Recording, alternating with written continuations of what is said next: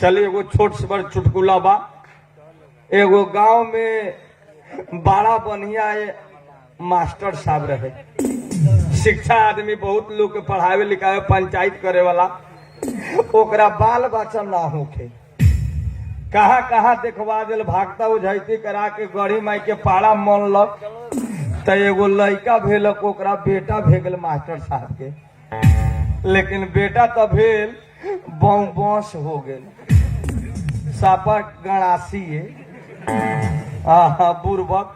भोज खा जाए तो पहले ही उठ के चल देवे। सब लोग आधा खैल रहे तो पते पर लाद धरे चल देवे, कोनो लड़का के तीरे में धकेल देवे। लेकिन साफल लील गणास।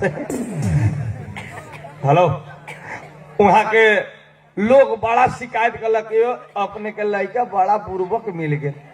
तो लड़कवा के डांटे, काहे तू धकेल दे बोले रे, काहे से करल? हाँ, कहाँ मारा मारे के लिए आते का बुरुबा का हटाई के रहे वो ओका कोयल धना के रहे। लड़कवा साला पर मोहल झगड़े करत रहे वो। भाई दोनों गोड़ा फरियाई तब हो देखिए ना तो सारे दुए गोड़ा ऐसे ने उहो रहे।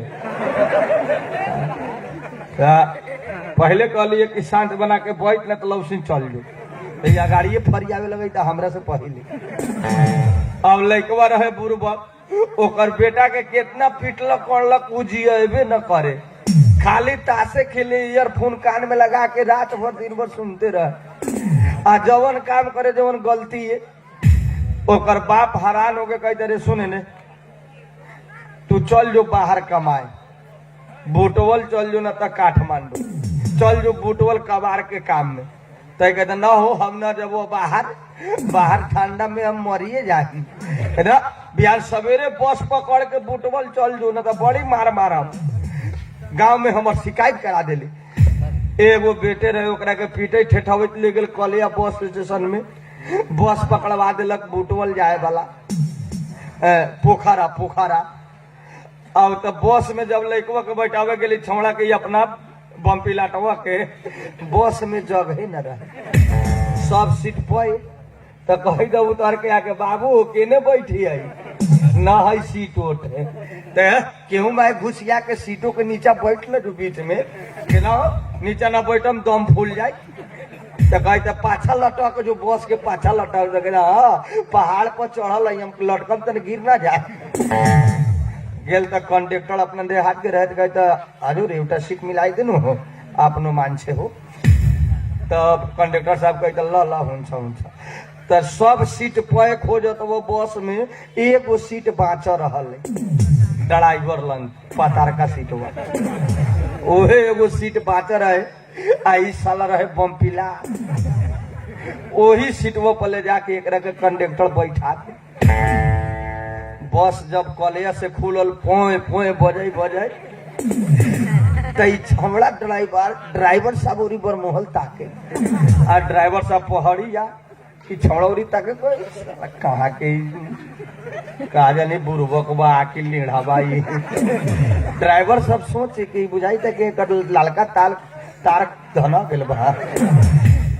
आई चलावे ड्राइवर साहब तो हाथों पर ताके बरमोहर गियरवो बदल ले, छोड़ा टेढ़ा जाए, कहियो बस पे बापे दे बैठ लगे।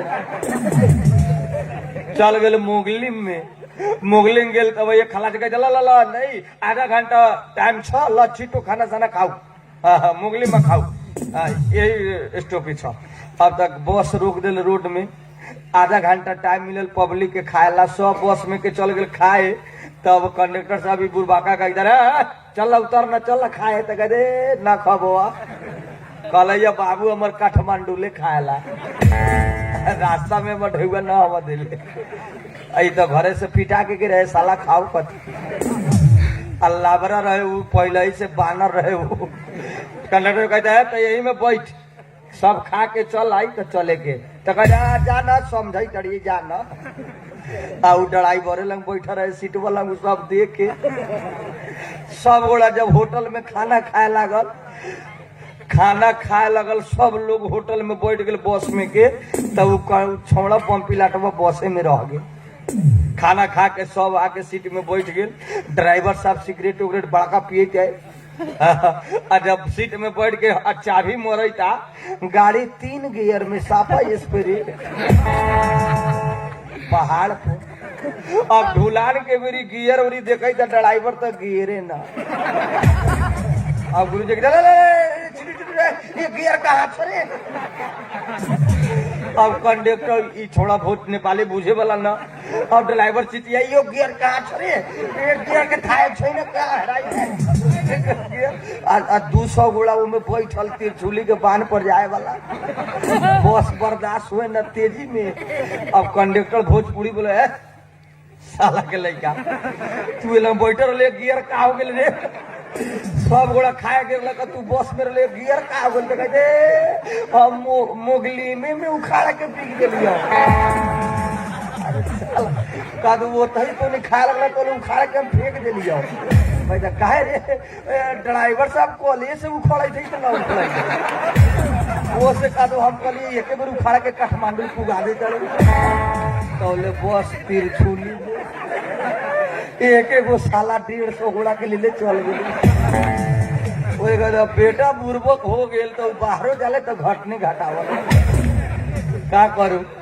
रघु लोग सुन लो हाला वही उहे साला के कारण से तिरछुली में बस चल गई।